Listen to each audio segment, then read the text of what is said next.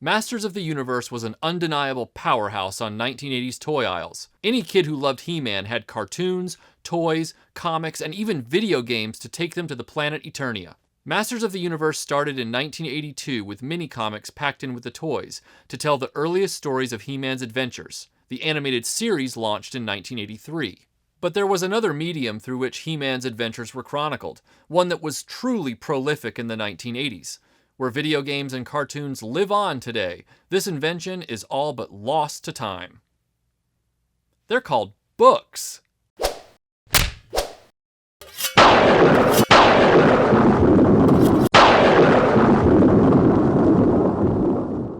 You know, television is not the only way to be entertained by an exciting story.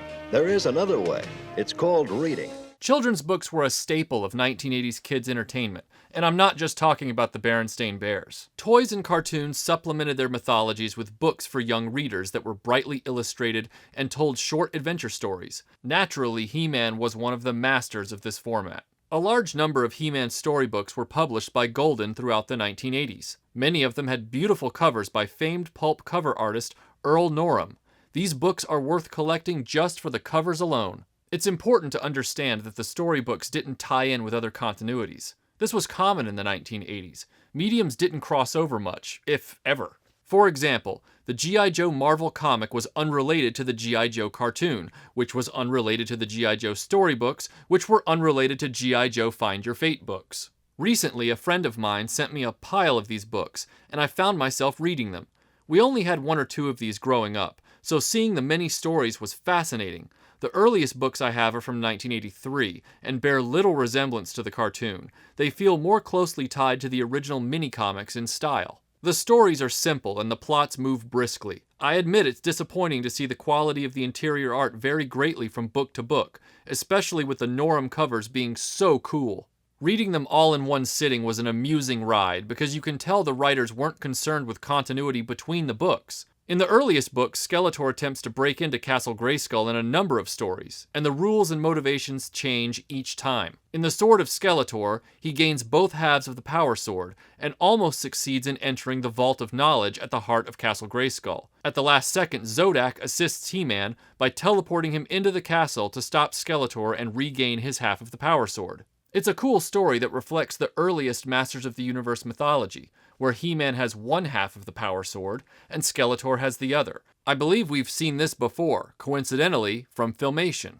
But in a subsequent book, The Trap, which has an amazing cover showing an enraged He-Man wailing on Skeletor with an oaken castle door, the events of the Sword of Skeletor are ignored. In the story, Skeletor has somehow knocked He-Man unconscious. He awakens to find Skeletor's half of the Power Sword lying abandoned. He joins the swords and heads to Grayskull with Stratos to enter the castle to find its secrets. Once inside Grayskull, we learn that Skeletor is already there, that he has the real Power Swords, and he left He-Man with fakes. All of it was a ruse to get He-Man inside Grayskull to destroy him. This doesn't make sense 100 ways from Sunday. In the Sword of Skeletor, Skeletor wanted to access the Vault of Knowledge so he could possess all the cosmic and magical secrets and become Master of the Universe. And only the two Power Swords, when merged, can access Grayskull and the Vault.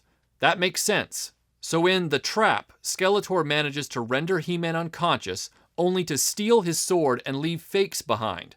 Skeletor even admits He-Man was only able to enter Grayskull because he allowed He-Man to do so. Apparently, Skeletor has lost all interest in the Vault of Knowledge this time.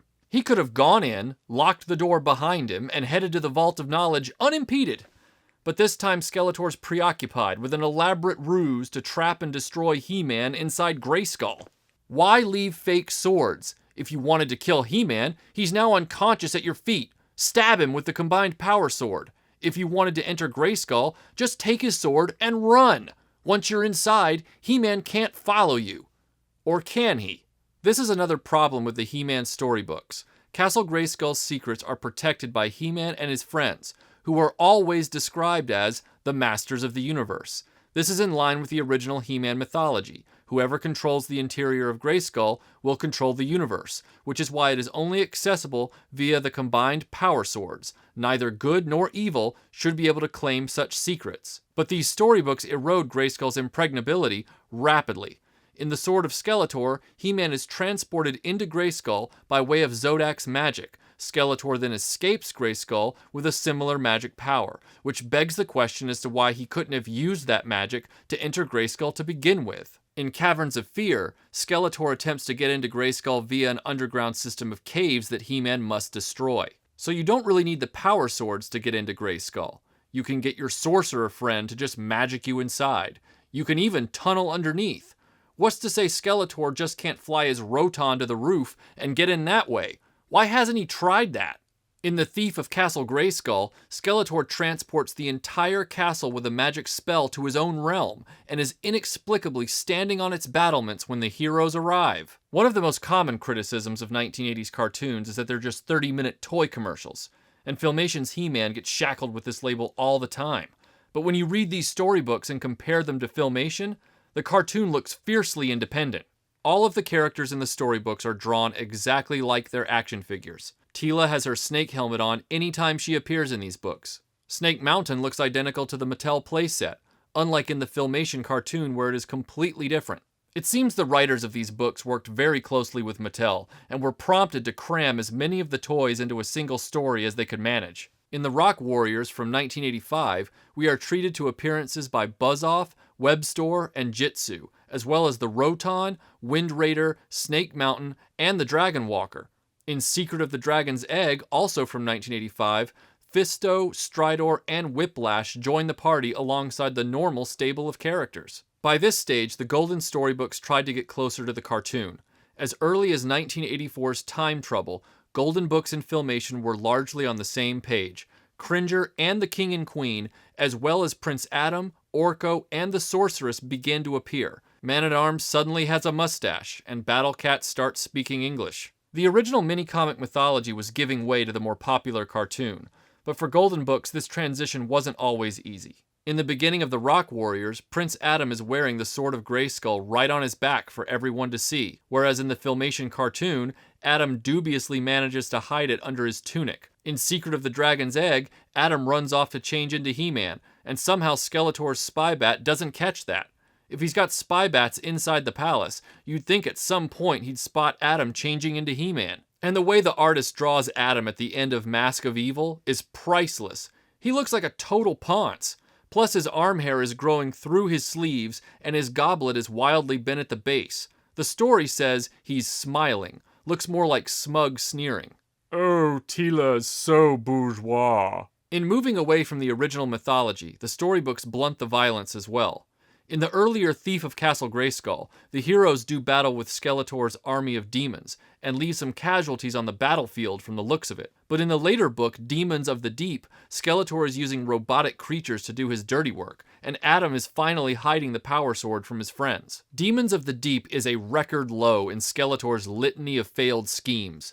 He builds a full-size replica of Castle Grayskull on the ocean floor, creates an army of robotic sea monsters, and kidnaps Teela to lure He-Man and his friends to death by drowning. The story literally doesn't explain how He-Man enters the undersea castle. I assume Ram Man gets them in, but then why isn't the castle filling with water? The writing implies some kind of magic, but whose? I don't recall Fisto being a wizard in his spare time. Why did Skeletor have to make the castle a Grayskull replica?